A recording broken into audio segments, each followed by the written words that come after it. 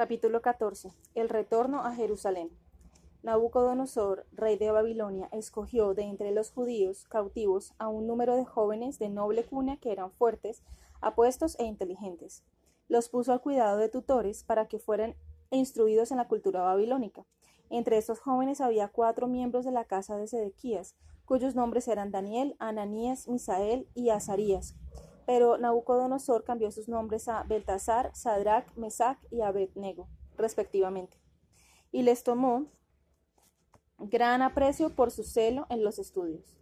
Daniel y sus parientes preferían una dieta estricta de frutas y verduras. Le pidieron al eunuco encargado de ellos que se quedara para sí los platos de carne que les eran enviados de la mesa del rey y que les dejara la comida que no era de carne para ellos. Pero el eunuco tuvo miedo que se volvieran delgados y pálidos y que el rey descubriera lo que había hecho y se encolerizara contra él. Ellos le sugirieron una prueba de 10 días, prometiendo volver a su anterior dieta si enflaquecían. El siervo accedió. Al cabo de los 10 días, los 4 jóvenes se veían más saludables que el resto de los jóvenes que comían de la mesa del rey, por lo que prosiguió con este arreglo. Ellos se hicieron expertos en conocimientos hebreos y caldeos, y Daniel fue especialmente favorecido por Dios, en que Dios le reveló la interpretación de sueños. Daniel. Una noche, el rey Nabucodonosor tuvo un notable sueño, y mientras dormía, Dios se lo explicó. Pero al despertar olvidó tanto el sueño como su interpretación. Entonces llamó a sus sabios y adivinos de entre los caldeos y les pidió que le contaran su sueño y su interpretación. Los magos le dijeron que tal cosa era imposible, pero que si les contaba el sueño, ellos le darían la interpretación. Entonces Nabucodonosor los amenazó a todos con la muerte, a no ser que pudieran contarle el sueño y su significado. Cuando Daniel oyó esto, y que él y sus parientes estaban en peligro, pidió al rey que aplazara la matanza de los sabios por una noche. Daniel esperaba dentro de este tiempo saber por Dios tanto el sueño como su significado. Cuando el rey consintió, Daniel volvió a su casa con sus parientes y oró toda aquella noche. Dios se compadeció de los que peligraban y le reveló el sueño y su interpretación. Temprano a la mañana siguiente, Daniel le dijo al rey: «Te parecía ver una gran estatua de pie, con la cabeza de oro, los hombros y brazos de plata, su vientre y muslos de bronce, pero las piernas y los pies de hierro. Luego una piedra se desprendió de un monte y cayó sobre la estatua, derribándola y rompiéndola en pedazos. El oro, la plata, el hierro y el bronce fueron molidos en polvo, y el viento lo arrastró todo. Pero la piedra se hizo tan grande que toda la tierra pareció llenarse con ella. Este fue el sueño, y esta es la interpretación. La cabeza de oro significas tú y los reyes de Babilonia antes de ti. Las 2 manos y los hombros significan que tu reino será conquistado por 2 reyes, pero su imperio será destruido por otro rey desde Occidente, armado con bronce. Y todavía otro poder como el hierro acabará con el gobierno del rey de Occidente. Tendrá dominio sobre toda la tierra por su naturaleza de hierro, que es más fuerte que el oro, la plata o el bronce». Daniel también le reveló al rey el significado de la piedra, pero creo que no es apropiado resaltar esto, porque debo escribir de lo que es pasado, no de lo futuro. Pero si alguien quiere saber de las cosas ocultas que han de suceder, que lea el libro de Daniel entre los escritos sagrados. Comentario. Josefo evade una explicación de la piedra, porque en sus tiempos los judíos la interpretaban como símbolo del reinado mesiánico o del Mesías, que pondría fin al reino de hierro, esto es el Imperio Romano. Eso también explica que no incluyera la división adicional de los pies de hierro y de barro, Daniel 2, para evitar ofender a los lectores romanos. Continuamos. Cuando Nabucodonosor oyó esto, y desde luego este había sido su sueño, quedó atónito y se postró sobre su rostro ante Daniel como si fuera su Dios, un Dios. Designó entonces a Daniel y a sus parientes como gobernadores de su reino, pero posteriormente Daniel y sus compañeros incurrieron en la ira de Nabucodonosor. El rey levantó una enorme estatua de oro y la puso sobre la gran llanura de Babilonia, y llamó a todos los gobernadores de su imperio a que se postraran ante la estatua y la adoraran cuando oyeran el toque de la trompeta. Los que rehusaran serían echados en un horno de fuego. Cuando la trompeta sonó, todos adoraron la estatua, excepto Sadrach, Mesach y Abednego, que rehusaron violar las leyes de sus padres. Fueron sentenciados y echados al fuego, pero fueron milagrosamente preservados por la divina providencia, porque el fuego no los tocó. Esto demostró al rey que ellos eran justos y favorecidos por Dios, y continuó teniéndoles en muy alta estima. Poco tiempo después, Nabucodonosor tuvo otro sueño. Caería del poder y pasaría 7 años en el desierto con las fieras salvajes, tras lo cual volvería a recuperar su reino. Ninguno de los magos pudo explicarle el sueño excepto Daniel, y su interpretación se cumplió. Después que Nabucodonosor hubo reinado durante 43 años, murió. Comentario. Aquí Josefo añade detalles acerca de las mejoras introducidas por Nabucodonosor en Babilonia, citando de la historia caldea de Beros. Continuamos. Fue sucedido por Evil Merodac, su hijo, que liberó a Joaquín de la cárcel. También le dio muchos dones, porque su padre Nabucodonosor no había guardado su palabra con Joaquín cuando se entregó con su familia para evitar mayores males a Jerusalén. La fiesta de Belsasar. Uno de los sucesores de Evil Merodac fue Belsasar. Después que Belsasar hubiera reinado 16 años, Ciro, el rey de Persia, y Darío, rey de Media, lo atacó y asedió en Babilonia. Durante una fiesta en su palacio con sus concubinas y amigos, Belsasar ordenó que se emplearan en su mesa los vasos de Dios que Nabucodonosor había tomado como botín de Jerusalén. Mientras estaba bebiendo y blasfemando de Dios, vio una mano que salía de la muralla y que escribía allí ciertas sílabas. Agitado por esta visión, el rey llamó a los magos y caldeos para que interpretaran el escrito, pero no pudieron. Belsasar hizo proclamar entonces que por todo el país, que si alguien podía leer la escritura en la pared y explicar su significado, recibiría un collar de oro, vestido púrpura y sería el tercero en su reino. Muchos magos se sintieron tentados, pero cuando vinieron y vieron la escritura, no pudieron descifrar.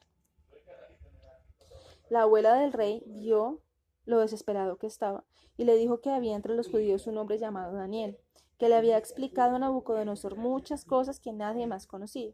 Belsasar llamó a Daniel y le repitió sus promesas si le interpretaba la escritura en la pared. Pero Daniel le rogó que se guardara sus dones y le dijo que le explicara la escritura. Mene, le explicó Daniel, significa número, y significa que el número de años que Dios ha señalado para tu vida y reinado han llegado casi a tu fin. Tekel significa peso, porque Dios ha pesado tu reinado y lo encuentra declinando. Pérez significa un fragmento, porque Dios romperá tu reinado en trozos y lo dividirá entre los medos y los persas. Aunque se aterrorizó ante la revelación, Belsasar no dejó a Daniel sin los dones que le había prometido. Pero poco después, tanto él como Babilonia fueron tomados por Ciro de Persia, y este fue el fin de los descendientes de Nabucodonosor. Daniel en el foso de los leones. Ahora bien, Darío de Media era hijo de Astiages, que terminó con el dominio babilónico junto con su pariente Ciro. Llevó a Daniel a su palacio en Media y lo honró como uno de los 3 principales sátrapas de la tierra. Pero los otros gobernadores sentían celos de Daniel y decidieron librarse de él. Observando que oraba a Dios 3 veces al día, le dijeron a Darío que sus sátrapas y gobernadores habían decidido dar al pueblo una moratoria de 30 días. Durante ese tiempo no debían ofrecer una petición u oración, ni al rey ni a los dioses, y todo el que desobedeciera el decreto debería ser echado a un foso de leones. No sospechando nada, el rey aprobó este decreto. Todos obedecieron menos Daniel, que prosiguió con sus oraciones diarias delante de todos. Entonces los sátrapas fueron a Darío y acusaron a Daniel de haber transgredido la ley, y exigieron que fuera arrojado al foso de los leones. Darío, esperando que la deidad salvara a Daniel, le exhortó a que soportara valerosamente su suerte. Con Daniel dentro, selló la piedra que servía de entrada al foso de leones. Después de irse, se sintió tan angustiado que no podía ni comer ni dormir. Tampoco por la mañana. Darío se levantó y fue al foso, donde encontró la piedra en su lugar y el sello intacto. Abriéndolo, llamó a Daniel, preguntándole si estaba a salvo. Daniel respondió que no había sufrido daño y el rey ordenó que lo sacaran de allí. Pero los enemigos de Daniel rehusaron creer que había sido salvado por la deidad. Afirmaron que alguien había atado antes a los leones con comida, lo que explicaba que Daniel no hubiera sido dañado. El rey ordenó entonces que dieran una gran cantidad de comida a los leones. Cuando hubieron comido hasta saciarse, hizo que los enemigos de Daniel fueran echados a los leones para ver si los leones iban a respetarlos porque estaban llenos. Pero los leones los desgarraron a trozos como si estuvieran famélicos. Así quedó evidente para Darío que era Dios quien había salvado a Daniel y lo alabó por todo el país. Daniel recibía ahora más honores que nunca y edificó una fortaleza en Ecbatana, en Media, que fue construida de manera magnífica y que sigue en pie hasta nuestros días. También escribió libros que siguen siendo leídos, en los que predecía el futuro y que nos convencen de que Daniel habló con Dios, porque todo lo que predijo sucedió. Comentario. Aquí Josefo da con detalle las visiones de Daniel. Daniel 7, siguientes. Continuamos. El regreso de Babilonia. En el primer año del reinado de Ciro, que era el año septuagésimo, desde la deportación de los judíos a Babilonia, Dios se apiadó de su pueblo cautivo. El profeta Jeremías había predicho que después que estuviera 70 años en cautiverio, serían de nuevo restaurados a la tierra de sus padres y reconstruían el templo. Ahora Dios indujo a Ciro a escribir por toda Asia. Así dice el rey de Ciro: por cuanto el Dios Altísimo me ha designado como rey de la tierra habitable, estoy convencido de que Él es el Dios al que los israelitas adoran. Él predijo mi nombre por medio de los profetas, que yo debía edificar su templo en Jerusalén. Ciro sabía esto por la lectura de las profecías de Isaías dadas 210 años antes. Se quedó maravillado ante el poder divino y se sintió controlado por un deseo de cumplir lo que estaba escrito. Reuniendo a los más distinguidos judíos en Babilonia, Ciro les dijo que les permitiría regresar a su tierra natal y reconstruir Jerusalén y su templo. Él sería su aliado y escribiría a sus sátrapas y gobernadores cerca de Judea para que contribuyeran oro, plata para la edificación del templo. Los principales de las tribus de Judá y de Benjamín, los sacerdotes y los levitas, emprendieron el regreso a Jerusalén, pero muchos se quedaron en Babilonia, no queriendo dejar sus propiedades. Al llegar los amigos de Ciro, contribuyeron mucho con la construcción del templo. Ciro les devolvió los vasos santos que Nabucodonosor había sacado del templo y llevado consigo a Babilonia. Dio una lista específica de los mismos a los sátrapas de Siria. El número de los que volvieron del cautiverio a Jerusalén fue de 42.462. Mientras que echaban los cimientos del templo, los cuteos, asentados en Samaria, apremiaron a los sátrapas que impidieran a los judíos la reconstrucción de la ciudad y del templo. Y cuando poco después murió Ciro, los samaritanos y la mayor parte de los estados vecinos escribieron a su hijo Cambises, diciéndole que los judíos eran una raza orgullosa y rebelde, y que si volvían a ser poderosos, decía la carta, los judíos no se someterían al gobierno de los persas ni les pagarían tributo, sino que tratarían de derribarlos. Cambises les creyó y ordenó a los judíos que cesaran en la reconstrucción de la ciudad y del templo. Después de gobernar durante 6 años, durante los que conquistó Egipto, Cambises murió. Unos meses después, Darío, hijo de Histaspes, fue designado rey. Darío de Persia y Zorobabel. En el primer año de su reinado, Darío dio una gran fiesta, a la que fueron invitados los sátrapas y gobernadores de su reinado. Después de haberse saciado, el rey fue a dormir, pero no pudiendo dormir, inició una conversación con sus 3 guardias de corps. Les propuso un concurso. El que diera la respuesta más inteligente a su pregunta recibiría estos premios: vestidura de púrpura, copas de oro para beber, un lecho de oro, un carro de guerra con una brida de oro, un tocado de lino fino, un collar de oro y el primer puesto después del rey. Y su pregunta era: ¿cuál de estas cosas es la más fuerte? ¿El vino, los reyes, las mujeres o la verdad? Con esto se fue a dormir. Por la mañana reunió a los nobles, sátrapas y gobernadores de Persia y Media. Ellos se sentaron en su salón del trono para escuchar la opinión de cada uno, de cada guardia de corps. El primero dijo que el vino era lo más fuerte, porque podía reducir al más poderoso rey y elevar al más ínfimo esclavo.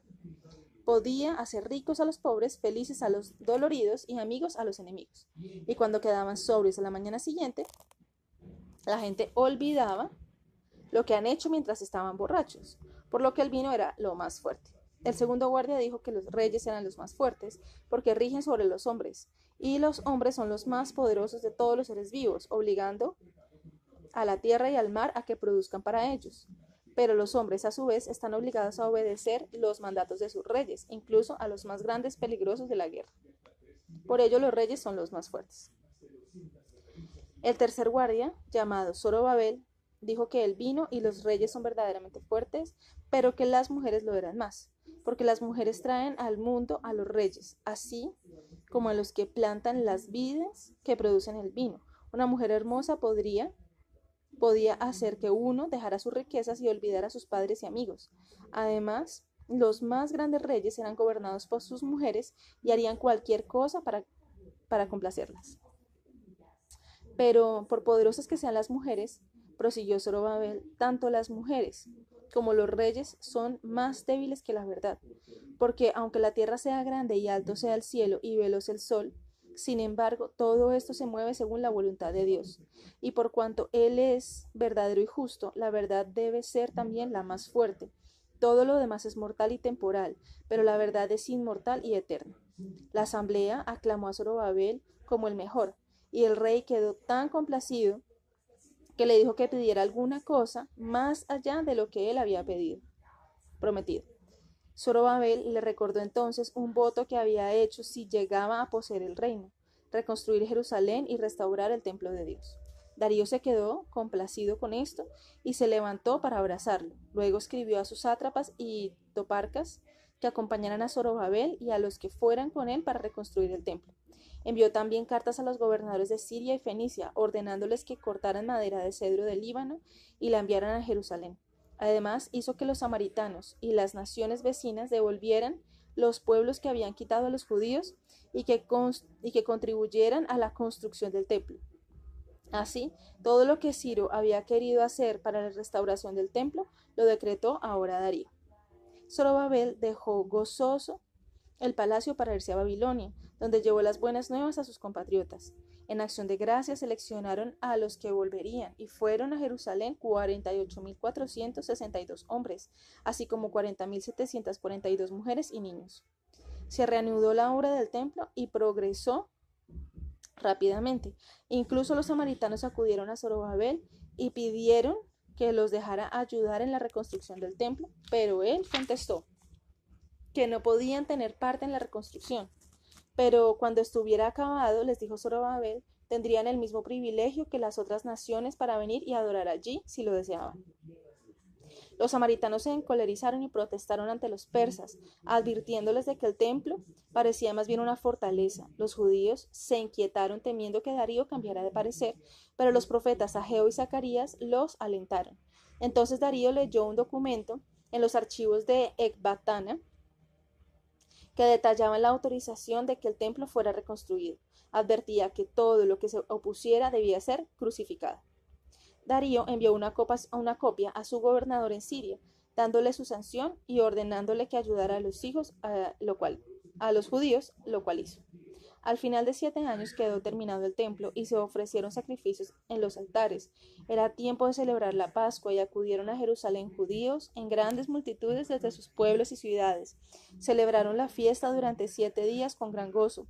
Su forma de gobierno era ahora aristocrática y oligárquica, con los principales sacerdotes al frente. Como los samaritanos seguían hostigándolos, enviaron a Darío una delegación de 5 embajadores, incluyendo a Zorobabel. El rey escribió una carta de advertencia a los samaritanos.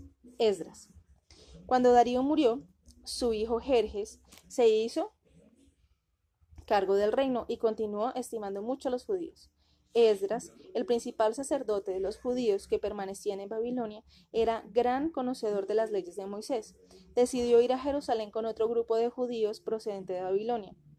Habiendo obtenido una carta de autorización de parte del rey Jerjes, emprendieron la marcha y llegaron a Jerusalén 4 meses después, llevando muchos vasos de oro y de plata a la tesorería del templo y ofreciendo sacrificios. Más tarde, algunos le dijeron a Esdras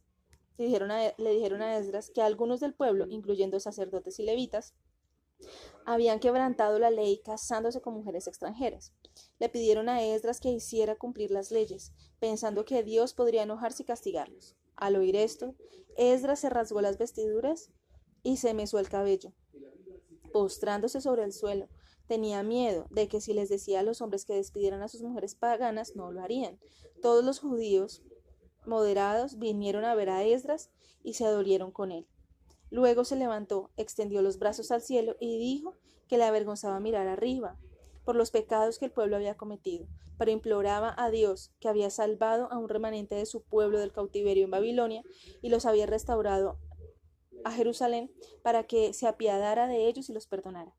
Cuando Esdras hubo terminado de orar, Secanías, un principal de Jerusalén, dijo que habían pecado tomando mujeres extranjeras. Apremió a Esdras a que ordenara que estas mujeres fueran despedidas junto con sus hijos y a castigar a los que desobedecieran. Siguiendo su consejo, Esdras hizo que los sacerdotes levitas y el pueblo juraran despedir a estas mujeres y a sus hijos. A continuación, convocó al resto del pueblo a que acudieran a Jerusalén en el plazo de 3 días, bajo pena de confiscación de sus bienes. Cuando se hubieron reunido, Esdras les dijo que habían pecado tomando mujeres extranjeras, pero que Dios se agradaría si se divorciaban de ellas. Así lo hicieron y trajeron sacrificios para aplacar a Dios. Posteriormente, en la fiesta de los tabernáculos, el pueblo se reunió en el atrio del templo y le pidió a Esdras que le leyera las leyes de Moisés. Él se levantó en medio de la multitud y leyó desde temprano por la mañana hasta el mediodía. Mientras escuchaban, la gente iba recordando cuántas veces habían quebrantado estas leyes y lloraban. Pero Esdras les dijo que reprimieran sus lágrimas, porque era día de festividad y no era lícito lamentarse. En lugar de ello, debían festejar y regocijarse, porque su arrepentimiento impediría que volvieran a caer en pecado. Esdras vivió hasta una avanzada ancianidad antes de morir y le hicieron un magnífico funeral en Jerusalén. Nehemías. Uno de los cautivos judíos, llamado Nehemías, era copero del rey Jerjes. Mientras andaba un día por debajo de las murallas de Susa, la capital persa, oyó a algunos viajeros que hablaban hebreo mientras entraban en la ciudad tras largo viaje. Les preguntó de dónde venían y ellos dijeron, de Judea. Entonces les preguntó cómo estaba la gente y la ciudad. Están en aprietos, contestaron ellos. Las murallas han sido destruidas, los de naciones vecinas están saqueando el país, tomando cautivos a judíos, y los caminos están llenos de cadáveres. Nehemías rompió en llanto por compasión hacia sus compatriotas. Mirando al cielo preguntó, ¿hasta cuándo, Señor, mirarás a otro lado mientras nuestra nación sufre tal miseria? Mientras estaba lamentándose a la puerta, alguien le informó que el rey estaba listo para reclinarse para comer, por lo que apresurándose entró tal como estaba sin lavarse para servir al rey como copero. Pero después de la comida el rey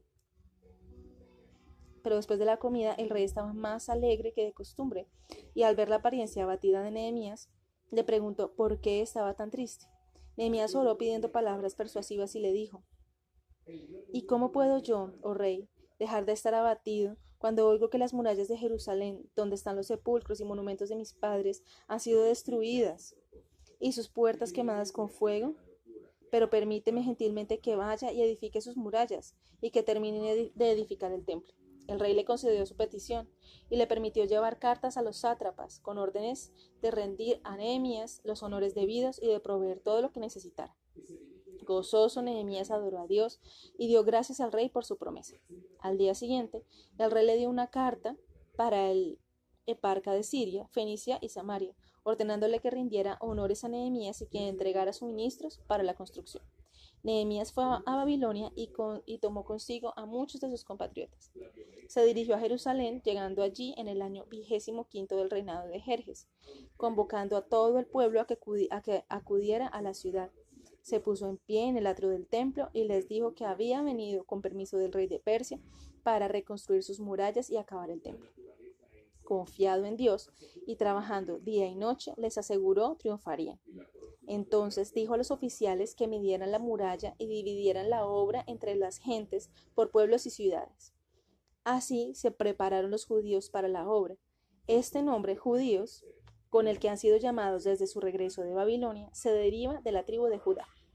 Pero cuando los amonitas, moabitas, samaritanos y todos los que vivían en Celesiria oyeron que las murallas estaban otra vez subiendo, intentaron poner estorbos a los trabajadores, mataron a muchos de ellos y pagaron a extranjeros para que asesinaran al mismo Nehemías. Pero Nehemías se rodeó de guardias personales y no se dejó arredrar. No porque temiera la muerte, sino porque sabía que si le mataban a él, las murallas de la ciudad nunca serían construidas. También ordenó que los constructores estuvieran armados mientras trabajaban, y así los albañiles tenían espadas y escudos cerca de ellos. Se pusieron trompeteros a intervalos de unos 150 metros para señalar si el enemigo se acercaba, a fin de que los constructores pudieran prepararse para la defensa. A pesar de todas las dificultades, la obra prosiguió, y en 28 meses se acabaron las murallas. Nehemías y el pueblo celebraron con sacrificios a Dios y una fiesta de 8 días. Debido a que Jerusalén tenía una población pequeña, Nehemías apremió a los sacerdotes y levitas a que pasaran del campo a la ciudad, donde les construyó casas, corriendo los costos de las mismas a cargo del propio Nehemías. De esta manera la población de Jerusalén se expandió. Luego, después de haber efectuado otros muchos servicios públicos admirables, Nehemías murió en una edad avanzada y dejó las murallas de Jerusalén como un monumento eterno.